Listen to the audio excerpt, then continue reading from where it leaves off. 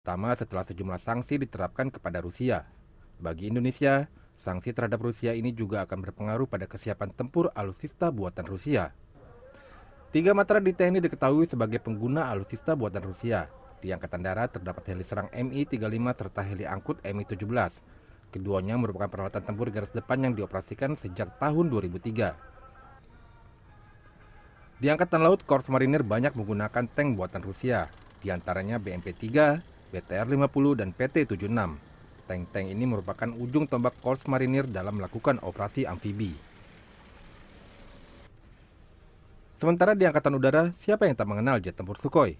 Selain mengisi lini depan pertahanan udara, jet tempur ini menjadi faktor penggentar militer Indonesia di kawasan. Pihak TNI sendiri mengaku masih bisa mengoperasikan alutsista buatan Rusia ini. Hanya saja, kedepannya mereka masih akan mencermati perkembangan lebih lanjut. Kapasitasnya kalau Angkatan Darat menyatakan seperti itu tidak di sini. Itu kan kaitannya dengan Kemhan, dengan Mabes TNI.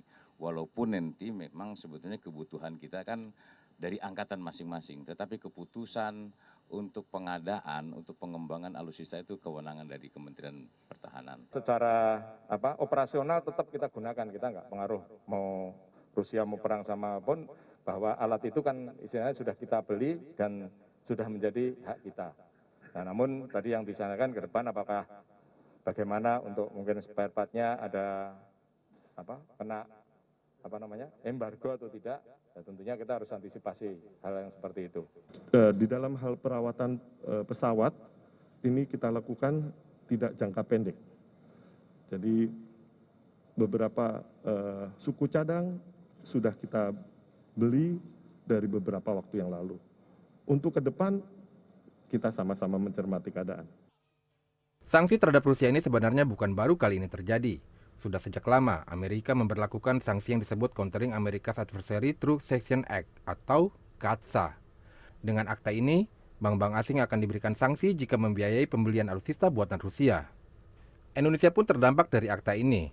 Menurut laporan BPK tahun 2021, kontrak pembelian Su-35, pembelian tank BMP-3, amunisi, serta suku cadang dan sejumlah alutsista lainnya gagal dilakukan. Dengan diperluasnya sanksi, maka dikhawatirkan akan semakin berdampak pada kesiapan tempur TNI. Untuk masalah ini, solusi pertama mencari suku cadang dan munisi dari negara lain. Saya kira harus cari substitute negara-negara lain. Mungkin bisa China atau India, harus ada pendekatan. Karena yang mengalami dampak ini bukan cuma Indonesia, Vietnam, Malaysia, Timur Tengah, semua sama. Jadi harus ada solusi, tentu dengan restu Rusia ya. Solusi lainnya adalah membangun kemandirian pertahanan. Namun hal ini tentu tidak mudah dan membutuhkan waktu. Atau solusi dramatis lainnya adalah mengganti semua peralatan tempur buatan Rusia dengan peralatan buatan Barat. Iwan Hermawan, Muhammad Wahyudi, Jakarta.